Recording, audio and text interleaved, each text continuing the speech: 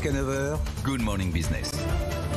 Et c'est Jean-Marc Torolion, le président de la FNAIM, la Fédération Nationale de l'Immobilier, qui est avec nous ce matin. Bonjour. Bonjour. À l'occasion donc de ce salon des professionnels de l'immobilier au Carrousel du Louvre qui reprend en physique et en digital, il y a un petit peu les deux et les grands enjeux de l'immobilier cette année, en cette année d'élection présidentielle. Vous voulez mettre en avant le secteur évidemment dans les programmes des candidats notamment. Quels sont les enjeux, ils sont nombreux dans la profession, quels sont les défis auxquels répondre en ce moment pour les professionnels de l'immobilier ?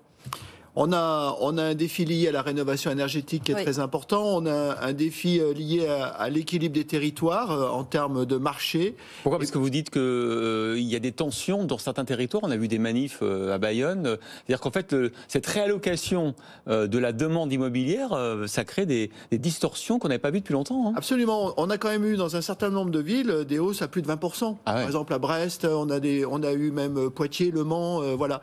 Et puis on a une conjonction d'une demande qui est très franco-française, avec un flux vers la résidence secondaire, plus un mouvement quand même vers les territoires ruraux. Pour la première fois depuis 10 ans, les 28 000 communes classées rurales en France ont augmenté, leurs prix ont augmenté de près de 4,7%. Ouais. Donc on voit un phénomène, et du coup, même si on était sur des prix bas, ce décalage qui se fait sur le niveau de prix a un phénomène un petit peu d'exclusion de personnes qui habitent sur place. Donc il peut y avoir ce genre de tension. Le point commun de tous ces problèmes, c'est qu'il n'y a pas assez de logements en France. Comment convaincre les municipalités de signer plus de programmes, par exemple ?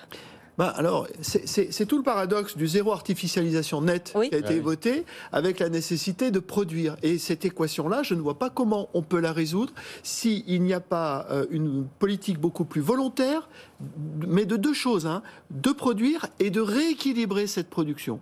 Je pense que le zonage en France a cantonné la production uniquement en zone tendue, partant du principe que la demande ne s'exprimerait pas sur d'autres territoires. Ouais. Ce raisonnement est faux, il faut le casser, il faut dorénavant avoir une politique de production beaucoup plus décentralisée et qui concerne bien tous nos territoires. Ça veut dire faire confiance au marché quelque part. C'est-à-dire, on a vu effectivement que l'État essaye de pousser vers les zones tendues, les programmes de défiscalisation sont évidemment ciblés sur ces zones-là. Vous dites que c'est pas une bonne idée, ça fonctionne pas forcément bien ? Non, ça fonctionne pas forcément bien parce que finalement on n'a pas résolu là où on devait produire, et alors qu'on a des territoires qui sont capables d'accueillir. Donc je pense qu'il faut rééquilibrer encore une fois, et rééquilibrer en ayant une production qui soit adaptée à la demande. Par exemple, dans ces zones comme le Pays Basque, comme la Bretagne, on fait une production de logements qui est réservée, avec une clause anti-spéculation, qui est réservée à ceux qui travaillent sur place, de telle sorte qu'effectivement, on puisse avoir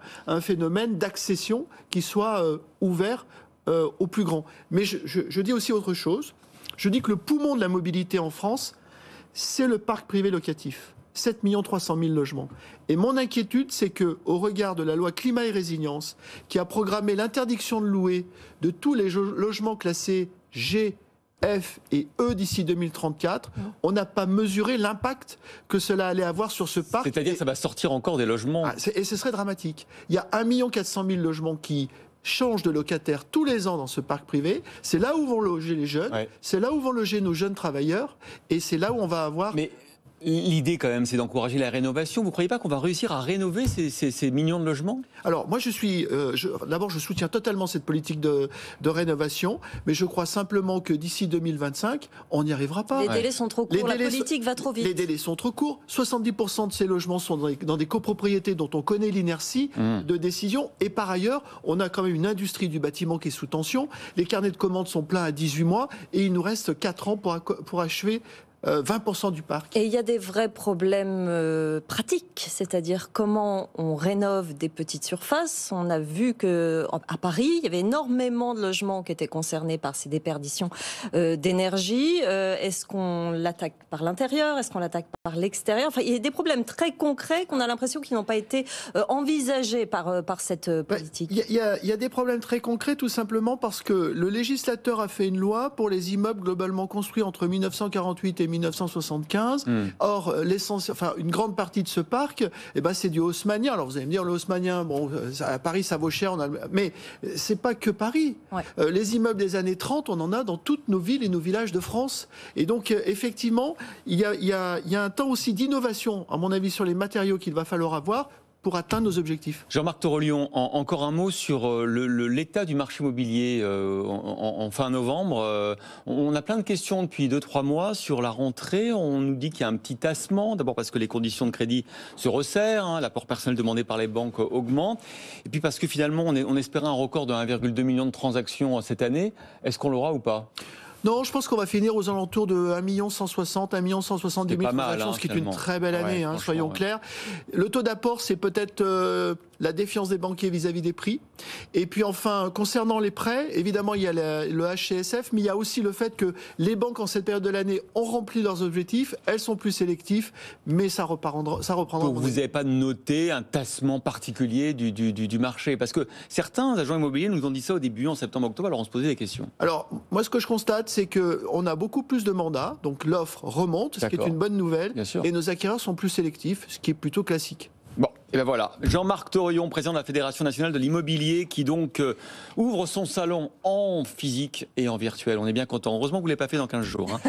C'est à partir d'aujourd'hui au Carrousel du Louvre.